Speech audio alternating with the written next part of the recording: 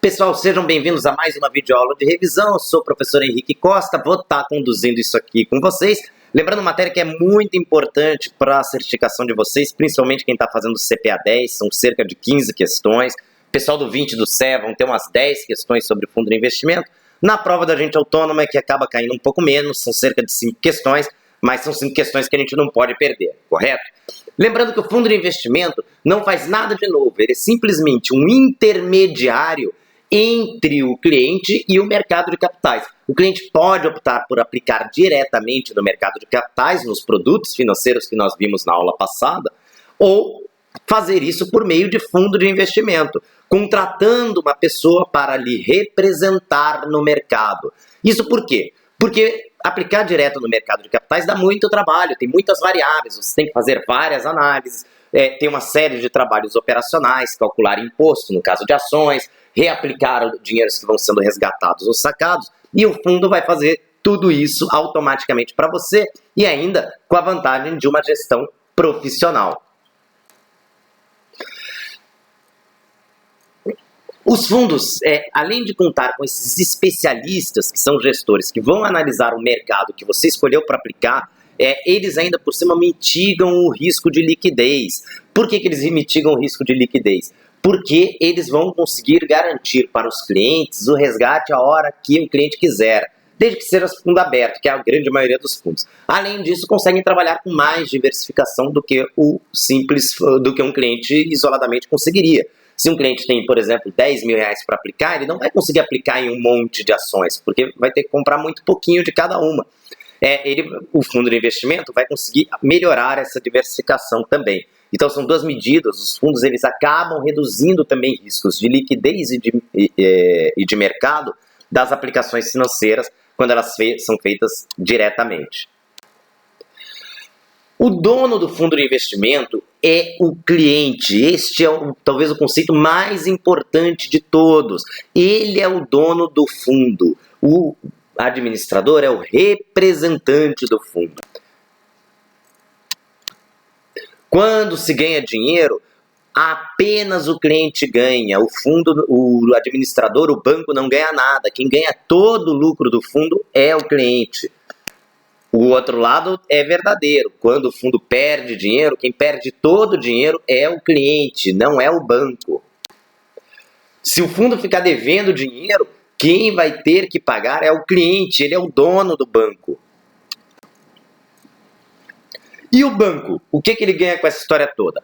Taxa. Depois nós vamos ver no detalhe as taxas, mas ele ganha taxa, porque ele está prestando um serviço para o cliente e vai cobrar uma taxa. Todas as decisões do fundo são passadas pela assembleia de cotistas, que funciona igualzinho a uma reunião de condomínio. É a mesma coisa.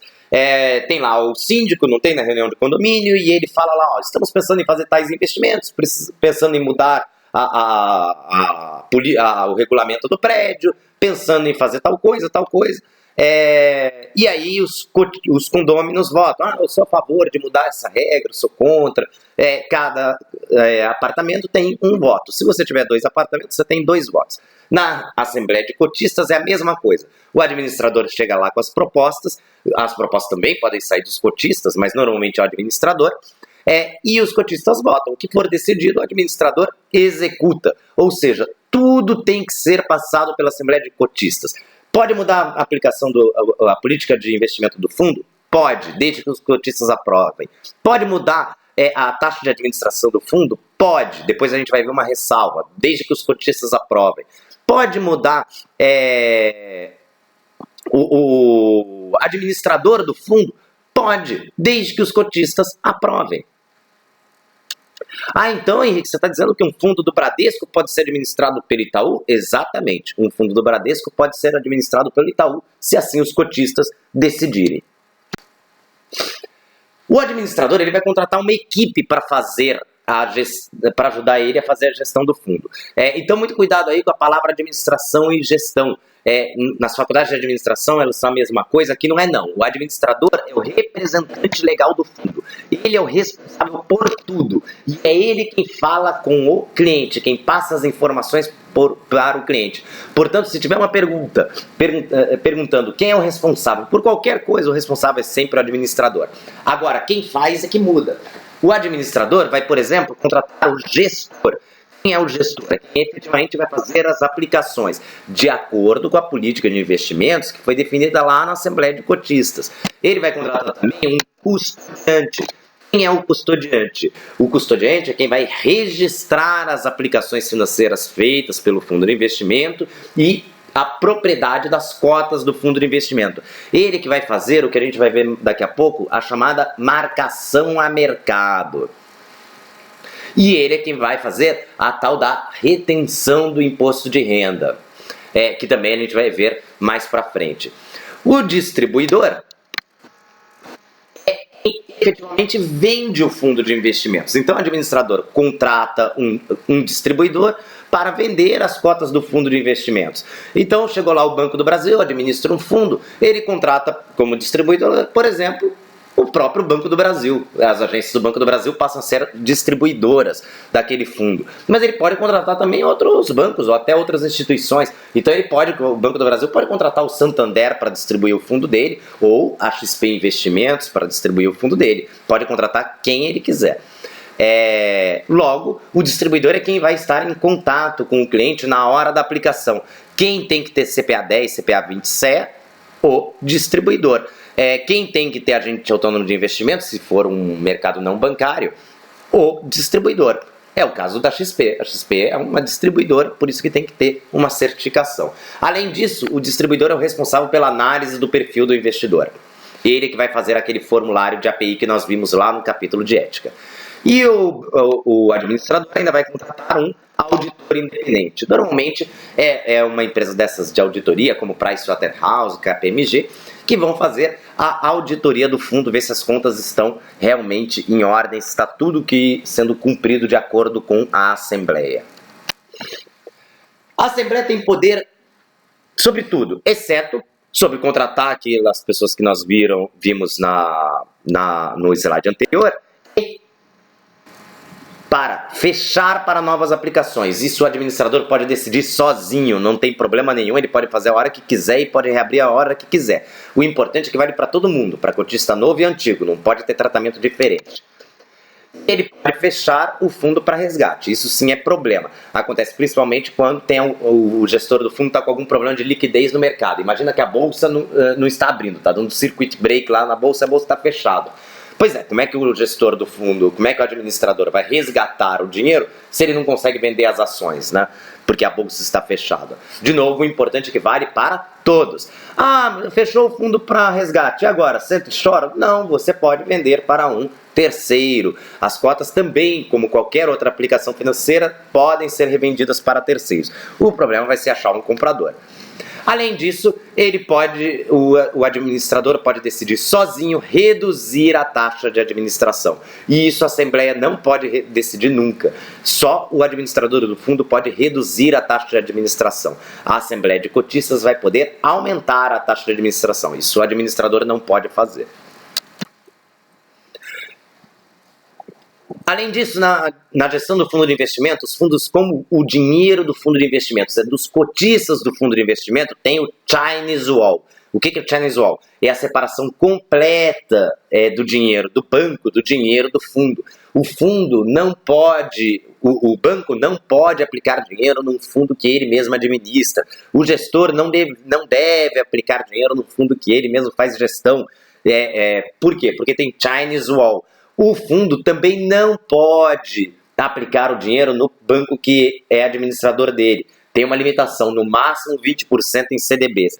Então, isso o Chinese Wall, é a separação. Isso por quê? Porque se o banco quebrar, o fundo não pode quebrar. E se o fundo quebrar, ele não pode quebrar o banco. Tem que ser separado. Daí a separação do dinheiro, e não é só do dinheiro. Eles têm que estar separados de escritório, eles têm que ter CNPJs diferentes, ou seja, tudo que separa é o Chinese Wall, é a muralha da China. Deixamos então a primeira parte da aula, que falamos da gestão do fundo, e agora vamos falar dos tipos de fundo de investimento. Repara na imagem aí do slide que cada um tem um objetivo diferente, uma missão diferente e um perfil diferente para fazer a aplicação. Daí que tem vários tipos de fundo de investimento.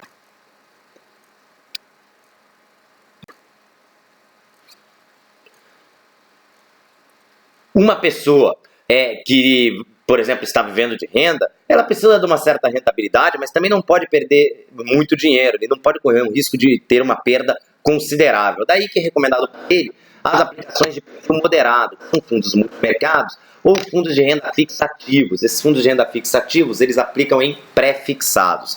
As pessoas com baixo conhecimento, elas devem estar sempre nos fundos indexados ao DI, são perfil conservador. Pessoas com perfil arrojado, querendo aplicar em longo prazo, esses sim são indicados para fundos de ações, pelo perfil agressivo desse tipo de aplicação. As pessoas que têm um determinado prazo para retirar o dinheiro, principalmente quando o prazo é muito curto, eles também devem estar num fundo indexado, porque tem perfil conservador. Agora, repara uma coisa interessante. Suponhamos que um fundo está aplicando em títulos que vencem no prazo de 2 anos e um cliente precisa do dinheiro para daqui a 2 anos. É interessante esse cliente aplicar nesse tipo de fundo? Sim. O risco de mercado do pré-fixado, que se o juros sobe o pré-fixado cai, só é relevante se você precisar do dinheiro antes. Porque se você não precisar do dinheiro antes, este risco da taxa de juros não existe. Então, se eu preciso do dinheiro para daqui a 2 anos, eu comprar um título pré-fixado para daqui a 2 anos, o meu risco de mercado ligado a juros é zero, ele não existe. E tem as pessoas que são muito conservadoras, não têm tolerância ao risco, também devem estar num fundo indexado ao DI, que é um fundo pós-fixado, vai acompanhar a taxa DI. A CVM, a Comissão de Valores Imobiliários, ela dividiu os fundos de investimento em 4 grandes itens: os fundos de ações, os multimercados, os cambiais e os de renda fixa. Não é suficiente. É pouco, porque renda fixa ali pode ser pré-fixado, pós-fixado. Se for pós-fixado é de baixo risco, pré-fixado já tem médio risco, é moderado. Fundo de ações também tem uma série de divisões diferentes. O multimercado também tem uma série de divisões diferentes. Ele pode ser multimercado que aplica só em renda fixa, pode aplicar em renda fixa e moeda, pode aplicar com renda variável, pode entrar em derivativos ou não. Então essa classificação da CVM é insuficiente. E aí a Anbima, como faz autorregulação, falou, não, além da classificação da CVM, que são essas 4, você ainda vai ter que classificar pelo tipo de gestão, se ele é indexado, ativo ou com investimento no exterior, e se ele for ativo ainda vai ter que dizer qual é a estratégia. Um fundo indexado é aquele que vai acompanhar o benchmark. Então, um fundo indexado DI, ele vai acompanhar a taxa DI. Um fundo indexado Ibovespa, ele vai acompanhar o Ibovespa. Já um fundo ativo é aquele que vai tentar superar o benchmark. Se é um renda fixa ativo, ele vai tentar superar a taxa DI. Como se supera a taxa DI? Colocando mais risco, ou mais risco de mercado, ligado a juros ou inflação, como já vimos, ou mais risco de crédito, fazendo aplicações em debêntures de empresa, ou em até títulos de mais risco. O fundo de ações ativo, ele já é um fundo que vai tentar superar o Ibovespa, também usando algum tipo de estratégia, aplicando em empresas de menor porte, empresas com maior risco de liquidez, alguma ação do tipo. Portanto, tá aí. Repare que o fundo de renda fixa ele pode ser indexado, ativo com investimento no exterior. O multimercado ele sempre é ativo, ele sempre supera o benchmark, mas pode ter investimento no exterior. O fundo de ações pode ser indexado, ativo com investimento no exterior. E o fundo cambial também pode ser indexado, ativo ou investimento no exterior. Se eles forem ativos, ainda vai ter que dar uma estratégia. Então, só mostrando aqui, ó. Um fundo de renda fixa curta duração soberano. É um fundo com baixo risco de mercado, mas existe o risco de mercado aqui, só que é baixo porque ele vai aplicar em títulos pré-fixados de curto prazo E ele tem baixo risco de crédito porque ele vai fazer isso só com títulos públicos federais. Se você for para um fundo de renda fixa, longa duração, crédito livre, por exemplo, aí você vai ter alto risco de mercado, porque ele vai aplicar em títulos de longo prazo, e esse crédito livre significa que ele pode fazer aplicações em empresas, em debêntures de empresa, até em empresas que não têm boa classificação de crédito. Consequentemente, ele pode tentar ganhar mais do que a taxa DI. Toda aquela combinação lá criou esses fundos aqui. Aí eu queria chamar a atenção para 3, que você tem que saber de cor e salteado. Vou chamar a atenção primeiro para esses 3, depois a gente vê o resto. Fundo de renda fixa simples, no mínimo 95% em títulos públicos federais, altamente conservador, dispensa o formulário de API. Fundo de renda fixa indexado DI, ele também vai aplicar no mínimo 95% em títulos públicos, mas ele vai poder também entrar em títulos bancários, CDBs, LCIs, de grandes bancos pós-fixados. Também tem um risco apenas dos bancos, dos grandes bancos. Lembrando que a renda fixa simples, ele também pode aplicar em títulos bancários, já que não tem tanto título público assim, mas aí tem que ser bancos que tenham um rating de crédito igual ao do governo. O indexado DI já vai poder aplicar em grandes bancos, mas não necessariamente eles precisam ter o rating igual ao governo. E o fundo de ações, que tem que aplicar no mínimo 67% em ações. Isso aqui tem risco de mercado. Esses 3 você tem que saber de cor e salteado. Agora vamos para os outros.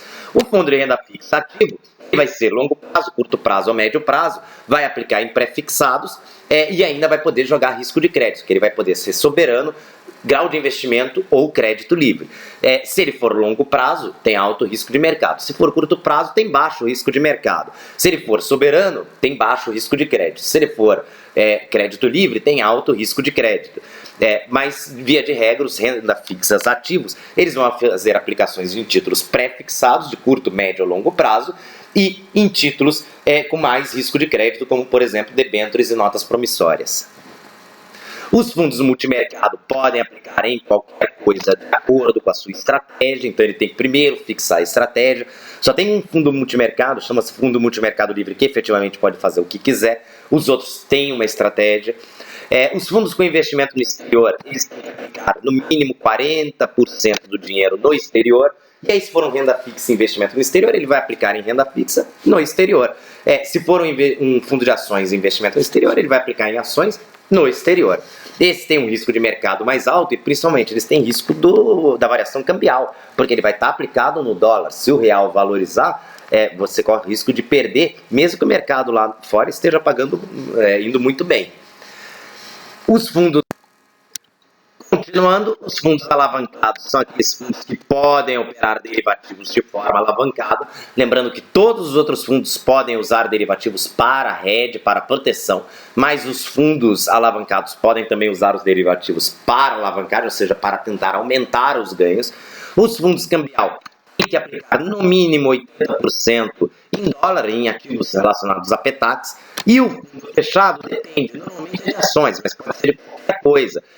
Qual é a questão? Esses são fundos de baixa liquidez. Os fundos fechados, eles não permitem o resgate, ou seja, tem risco de liquidez. Você pode vender as cotas do fundo na bolsa, o problema vai ser achar o comprador. Eles podem ter uma determinada data de vencimento ou até trabalhar sem vencimento, como é o caso do fundo imobiliário, que ele não tem vencimento, ele vai durar para sempre até que os cotistas decidam pela sua dissolução.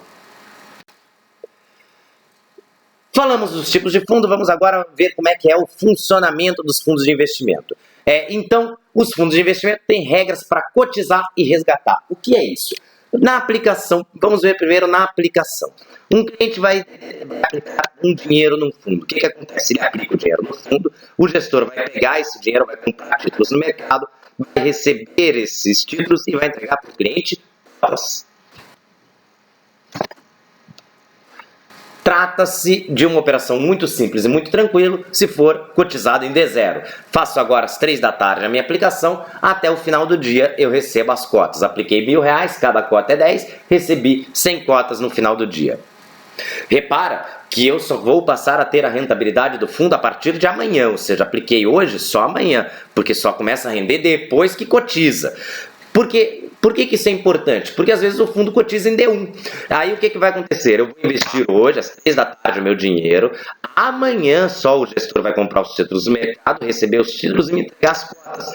Ou seja, só amanhã que eu vou receber as cotas. Se eu coloco o dinheiro hoje, só recebo amanhã, porque ele cotiza em D1. Se render a rentabilidade de hoje e amanhã, seja positiva ou negativa, eu não participo. Só a partir de D2 que eu vou passar a participar. Isso é importante porque tem fundo que cotiza em D28. Eu vou aplicar hoje, só vou receber as cotas daqui a 28 dias. Legal, isso também funciona assim no resgate. Como é que funciona? Eu quero resgatar o dinheiro de um fundo, eu devolvo as cotas, o gestor vai lá, vende os títulos no mercado, recebe o dinheiro e me entrega. Tudo muito tranquilo se funciona em D0. Se eu estiver em tudo com cotização e liquidação em D0, tá tudo calmo. O que eu vou fazer? Eu vou devolver as cotas para o fundo, eu vou devolver as cotas hoje umas 3 da tarde até 6 horas da tarde, e está na minha conta. Isso está bom? Mais ou menos, porque se eu tivesse que mandar uma TED hoje não ia dar, porque o horário de TED é até 5 horas. Por isso que existem também os fundos que cotizam pela cota de abertura. Ou seja, eu vou devolver as cotas hoje às 3 da tarde, às 3 da tarde eu vou receber o dinheiro na minha conta. Aí se não for exatamente o mesmo valor, eu recebi a mais ou a menos, se acerta lá no final do dia acreditando ou debitando a minha conta. Mas apenas fundos muito conservadores podem trabalhar com cota de abertura. Porque o que é a cota de abertura? É a cota de fechamento de ontem mais um dia de taxa DI. E existem fundos também que cotizam em D1 e liquidam em D3, por exemplo. O que esse fundo acontece? Principalmente fundo de ação é assim. Eu devolvo as cotas hoje, só amanhã o gestor vai vender as ações lá no mercado, só depois de 2 dias da venda que ele vai receber o dinheiro e me pagar. Por isso que ele cotiza em D1 e liquida em D3. Isso tem que estar no regulamento do fundo. Eu tenho que saber disso antes de aplicar. Porque durante esses 3 dias eu não vou ter o dinheiro. Mais um detalhe, se isso é um fundo de ações e a bolsa caiu hoje, eu vou perder. Se a bolsa caiu amanhã, eu também vou perder. Eu só paro de perder depois que cotizar. Eu também paro de ganhar. Se a bolsa subiu nesses 2 dias, eu também vou estar ainda ganhando, né? Ou seja, eu vou mandar resgatar um valor, mas não vai ser exatamente esse valor que vai entrar na minha conta.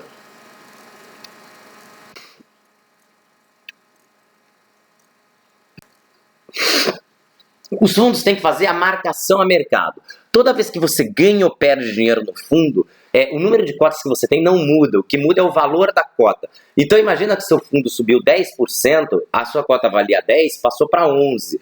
Você continua com o mesmo número de cotas. O que acontece é que a cota valoriza ou desvaloriza, mas você sempre tem o mesmo número de cotas.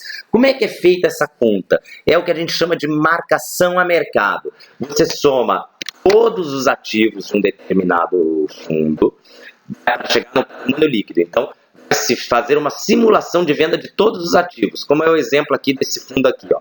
Tem esses ativos todos aqui, ele simula, se fosse vender, se ele vendesse tudo agora, teria 15 mil. Esse é o patrimônio líquido do fundo. Vai se dividir pelo número de cotas para chegar no valor da cota. Então, eu peguei esses 15 mil, dividi pelo número de cotas, cheguei nos R$3 por cota. Se eu tenho 2 cotas, eu tenho R$6. Se eu tenho 3 cotas, eu tenho 9. Então, todo dia eu vou conseguir saber quanto que eu tenho de dinheiro aplicado naquele fundo. Se eu pedisse o resgate, recebesse o resgate naquela hora, quanto que eu receberia?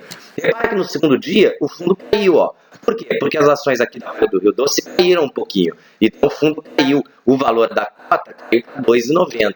E eu continuo com o mesmo número de cotas, só que o valor da minha cota caiu. Repara que no terceiro dia as ações da Petrobras deram uma valorizadinha.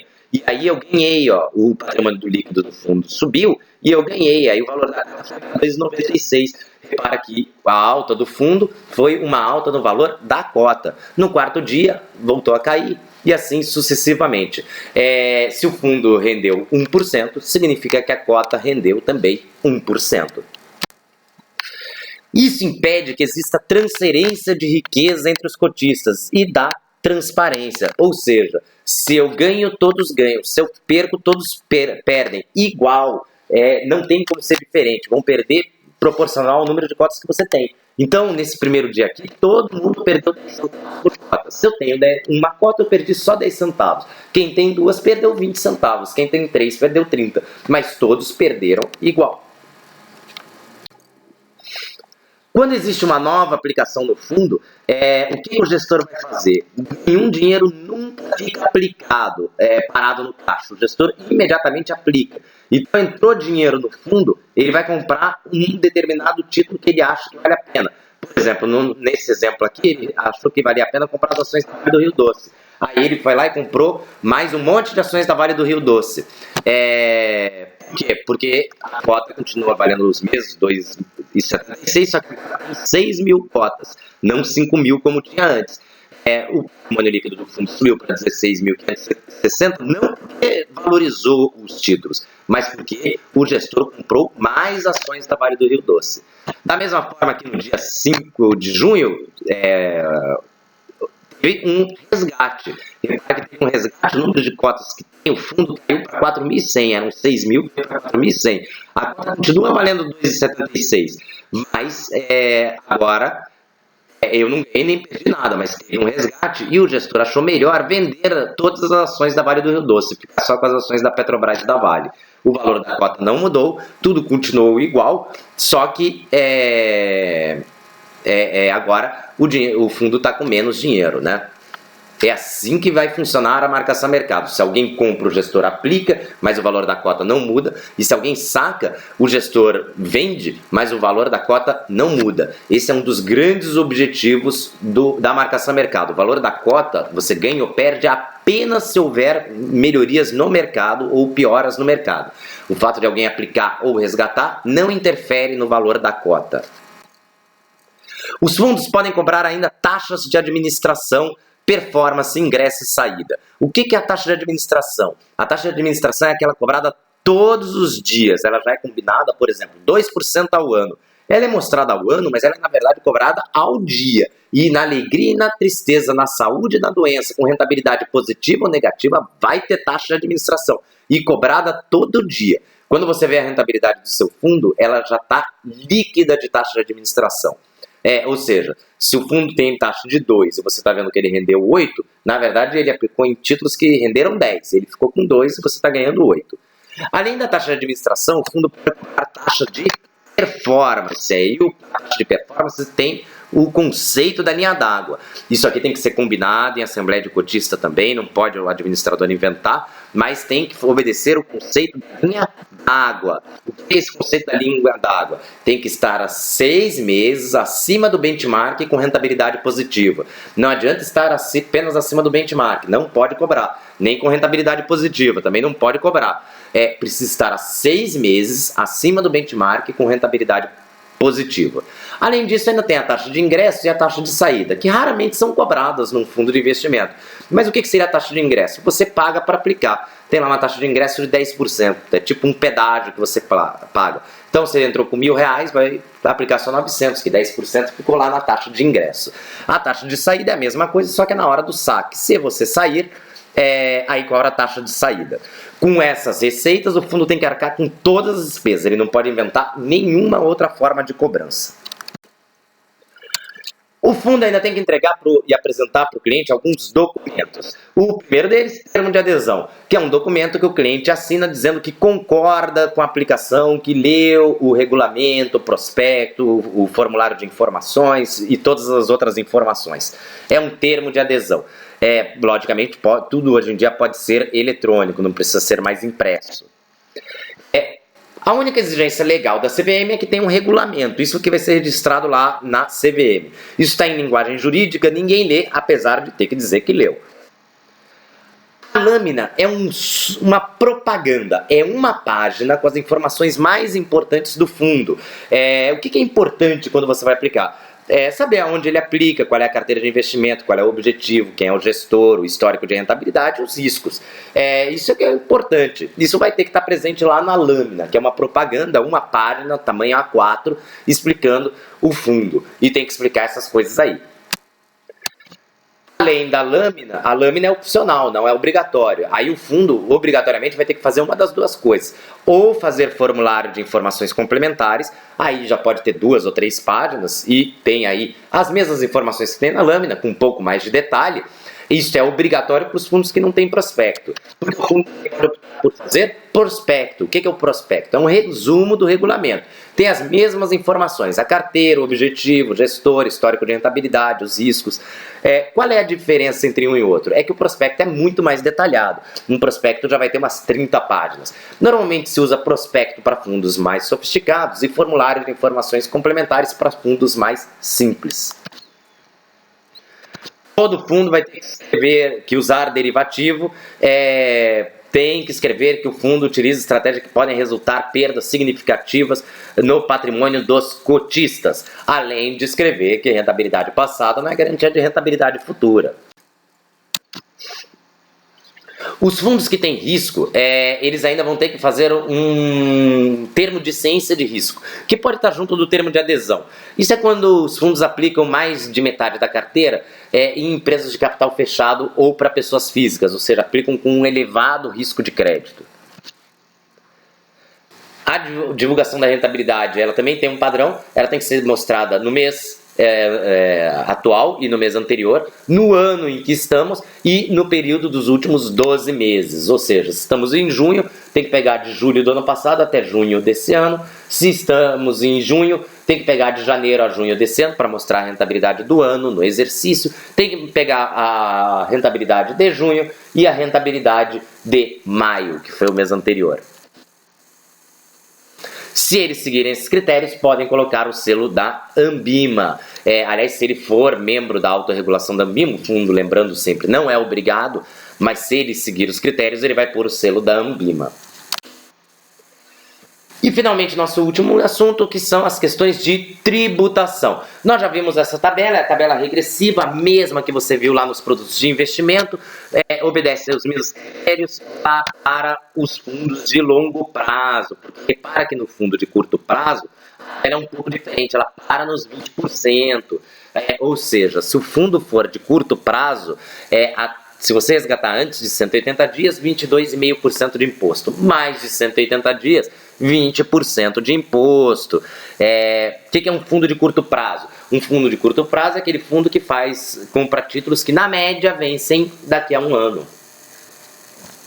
Aí vão pagar aí essa tributação desse jeito. Se não for esse fundo de curto prazo, qualquer outro tipo de fundo de investimento vai seguir a alíquota de longo prazo. Isso vale para qualquer fundo de investimento, exceto o fundo de ações, que tem uma regra separada, que nós vamos falar daqui a pouco. Mas então qualquer fundo de investimento, aí aqui o cambial e o multimercado, e tudo segue tabela regressiva. Você vai pagar isso sobre o rendimento, no resgate, e vai ter tributação exclusivamente na fonte, ou seja, você já vai receber líquido de imposto. Os fundos também têm o come-cotas. O que é o come-cotas? O governo tem pressa para receber, então ele antecipa a cobrança do imposto. Isso gera um certo prejuízo para o cliente. Entre um fundo que rende 90% do DI e um CDB que rende 90% do DI, o cliente vai ganhar mais no CDB, porque o CDB não tem come-cotas e o fundo de investimento tem come-cotas. Isso é uma maneira do governo antecipar a cobrança do imposto. Então o que ele faz? Ele periodicamente, a cada 6 meses, todo dia 31 de maio e 30 de novembro, ele resgata o fundo ele finge que resgatou e cobra o imposto. Então no dia 31 de maio ele vai lá e cobra o imposto. Quanto? 15% do seu rendimento para fundo de longo prazo. Se for longo prazo, 20%. Aí no dia 30 de novembro faz a mesma coisa. Por que tem esse nome come cotas? Porque a mecânica é comer cotas. Então você lá no dia 31 de maio tinha 1.000 cotas. Aí você acorda no dia 1º de junho e vê que está com 990 cotas. Oh, sumiram 10 cotas? Sumiram sim. E é verdade, sumiram. Foi o governo que comeu as cotas via o imposto come cotas. A Anbima dificilmente chama, porque isso é um apelido carinhoso, come cotas. Isso aí é um imposto de renda cobrado periodicamente. Mas não se preocupa que você não está pagando mais imposto. É só uma antecipação. Quando você resgatar os fundos de investimento, aí você vai descontar o que já pagou no come cotas e vai pagar só a diferença. tudo isso já feito na fonte, você não precisa fazer nada. Quem vai fazer é o custodiante e o responsável é o administrador. Além disso, existe o IOF. O IOF cobrado nos 30 primeiros dias, regressiva. Essa taxa regressiva do IOF você não precisa decorar, mas se você resgatar antes de 30 dias, vai pagar IOF. Depois do 30º dia, está isento. Lembrando que sempre primeiro cobra-se IOF, do que sobrar se cobra o imposto de renda. O fundo de ações é muito simples. A alíquota é sempre 15%. Cobrado na fonte, no resgate, 15% não importa o prazo, não tem come-cotas, não tem nada. A única coisa que você precisa prestar atenção aqui é que perdas podem ser compensadas. Ou seja, se você perdeu num fundo de ações do Banco do Brasil e ganhou em outro fundo de ações do Banco do Brasil, a perda de um pode ser compensada pelo ganho no outro. Agora, tem que ser no mesmo administrador. Se você perdeu no Banco do Brasil e ganhou na Sicredi, aí não pode compensar, porque não é o mesmo administrador. É isso, pessoal. Espero que tenham gostado, espero ter ajudado essa videoaula de revisão. Lembrando que é sempre muito importante estar fazendo os exercícios, é isso que você tem que mais se concentrar. Boa sorte nos exercícios e qualquer coisa, qualquer dúvida na hora de estar resolvendo os exercícios ou com a matéria, só nos procurar nos canais de contato que a gente já tem combinados. Um abraço a todos.